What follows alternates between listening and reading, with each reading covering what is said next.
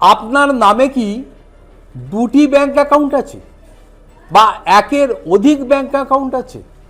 সাবধান হয়ে যান, কারণ আরবিআই রিজার্ভ ব্যাংক অফ ইন্ডিয়ার পক্ষ থেকে ইতিমধ্যেই সার্কুলার জারি করার প্রক্রিয়া প্রায় সমাপ্ত। হয়তো সামনের মাস থেকেই এই বিষয়টা যদি কার্যকর হয়ে যায় তাহলে আপনার কপালে দুর্ভোগ নেমে আসতে পারে। এমনটাও হতে পারে যে হয়তো আপনার ওই দুটি সেভিংস অ্যাকাউন্ট থেকে 10,000 টাকা কেটেও নিতে পারে।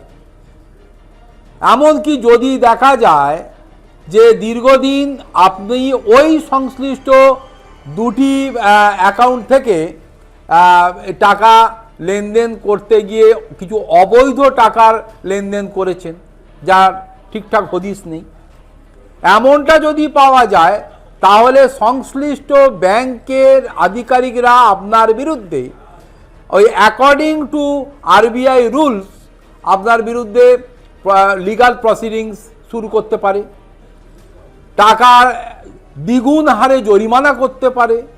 অতএব সব মিলিয়ে আপনি এবার ওই ব্যাংকে অ্যাকাউন্টটি করে থাকলে এই আরবিআই এর নিয়ম নীতি না মানলে আপনার কপালেও দুর্ভোগ আসতে পারে।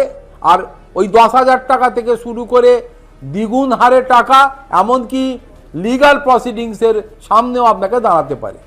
তাই এখন থেকেই সাবধান হয়ে যাওয়া ভালো। বড় আপডেট যে একই নামে একের অধিক অ্যাকাউন্ট থাকলে এবার রিজার্ভ ব্যাংক অফ ইন্ডিয়া জানিয়ে দিয়েছে অ্যাকাউন্ট রাখতে গেলে মোটা টাকা জরিমানা দিতে হবে এবং আগামী মাস থেকে হয়তো এটা চালু হয়ে যাবে। রিজার্ভ ব্যাংক অফ ইন্ডিয়া জানিয়ে দিয়েছে একাধিক অ্যাকাউন্ট রাখলেই দিতে হবে মোটা টাকার জরিমানা। কড়া নিয়ম জারি রিজার্ভ ব্যাংক অফ ইন্ডিয়ার তরফ থেকে পরের মাস থেকে জারি হতে পারে এবং অ্যাকাউন্ট থাকলে ঠিক কি কি নিয়ম মানে এখানে ইম্পোজ করা হচ্ছে তার মধ্যে ওই আরবিআই বলছে এক ব্যক্তির নামে যদি একাধিক অ্যাকাউন্ট থাকে সমস্যা হতে পারে, অর্থাৎ একের বেশি ব্যাংক অ্যাকাউন্ট থাকলে দিতে হবে এই 10,000 টাকার জরিমানা।